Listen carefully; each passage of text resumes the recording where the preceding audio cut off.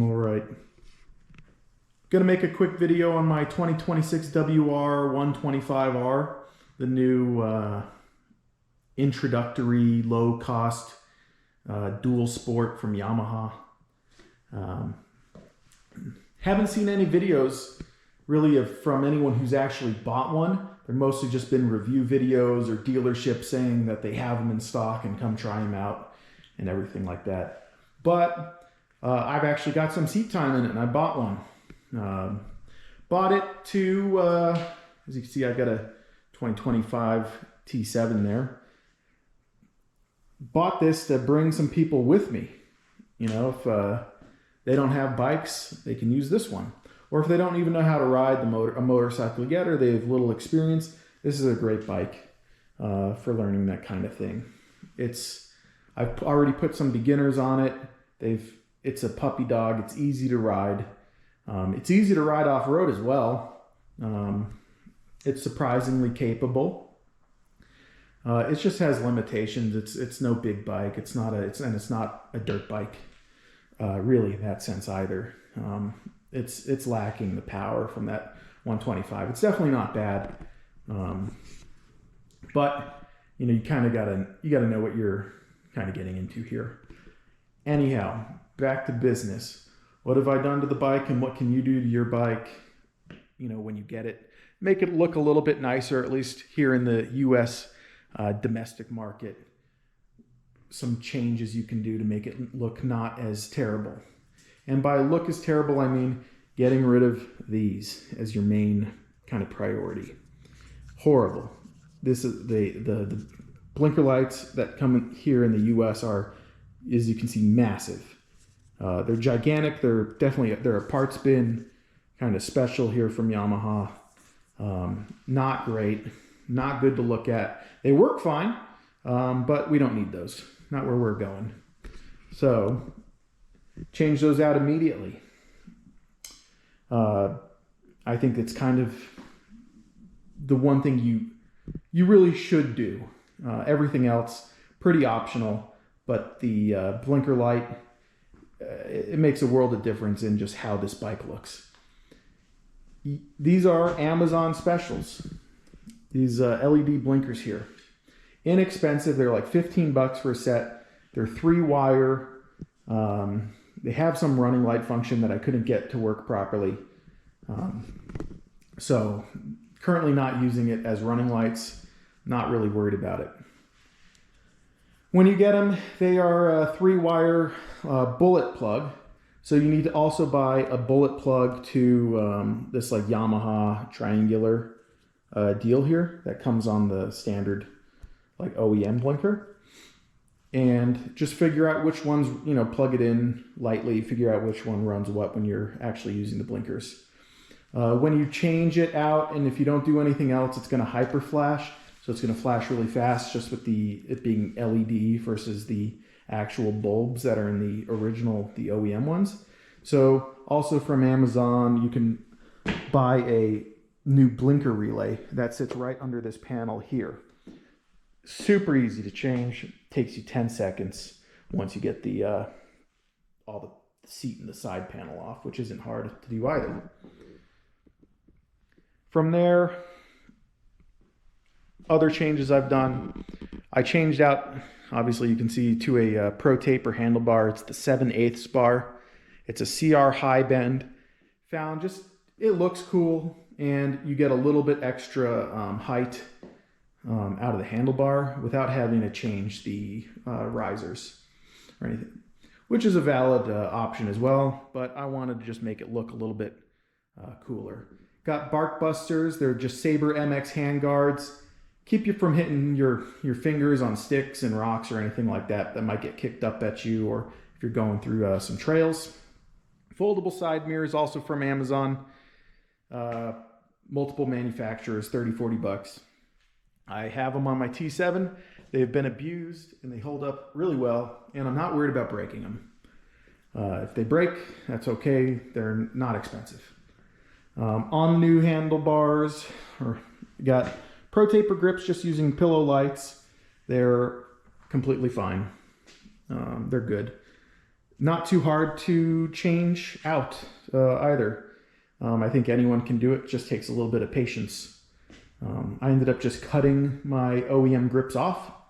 They have some light glue on there, it's not bad, and then I just use contact cleaner to clean up the handlebar. Or at least the OEM handlebar. Coming on back, other changes that have been made.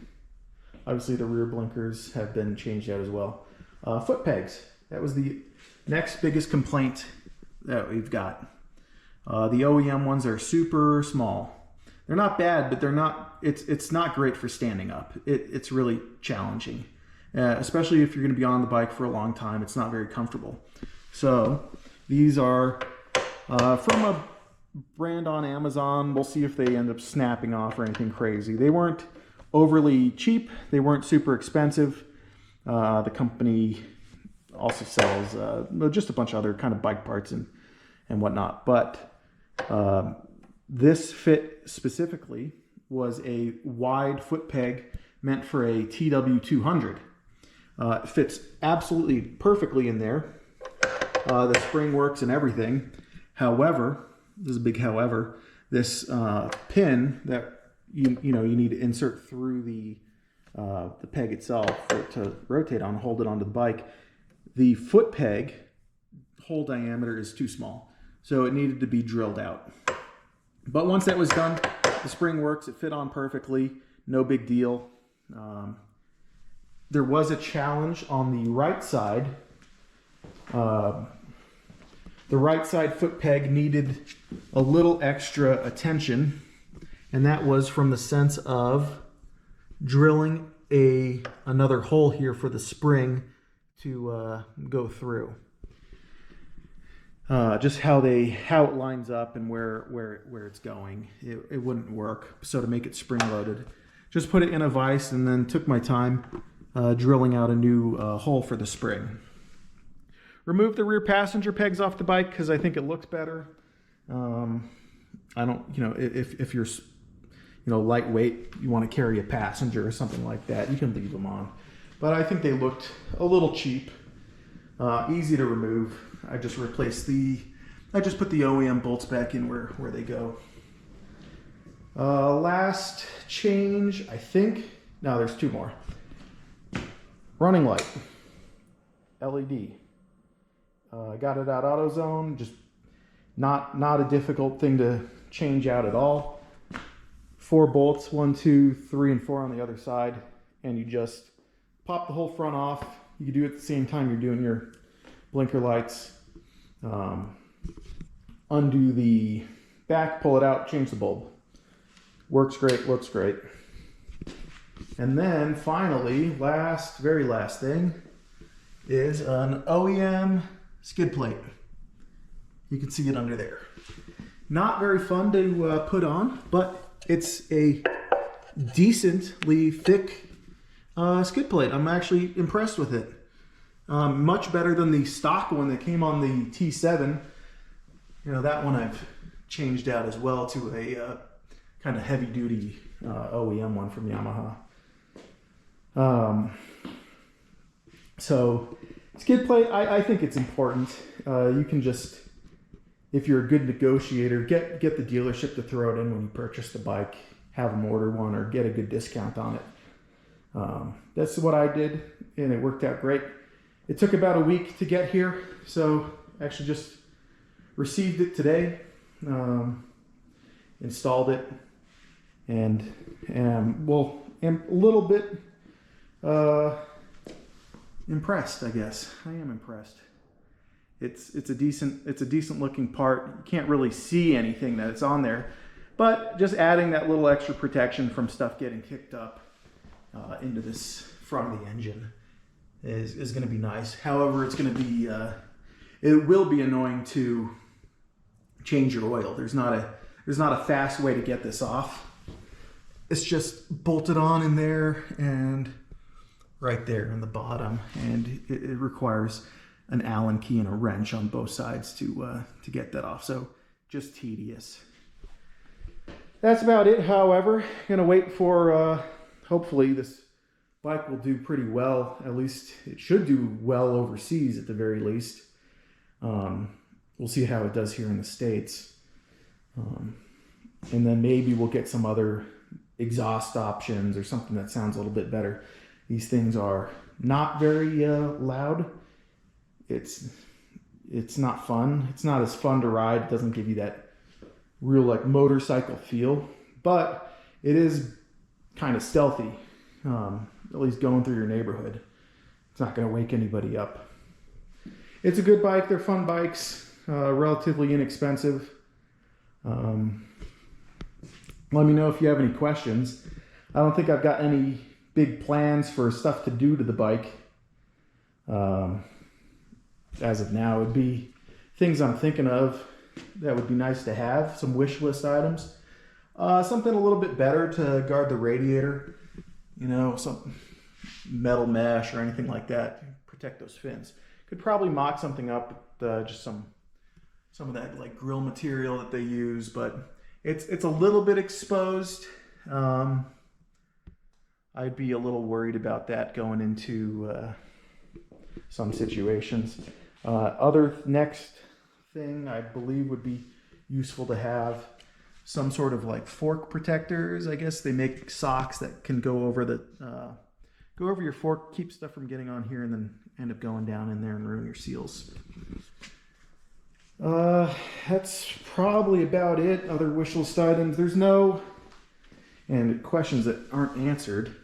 There's no like holes or anything down here in the swing arm to mount a chain guard. So that would have to be something you would have to do yourself.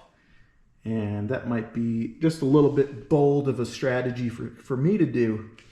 You know, like here on the T7, you know, nice big chain guard, I think is really useful, good to have. This one just doesn't have it. It's not a serious off-road machine, but you know, if it's marketed to be a nice dual sport, I like to be able to do dual sport things with it. So that's the wish list. That's the kind of what I've done to the bike.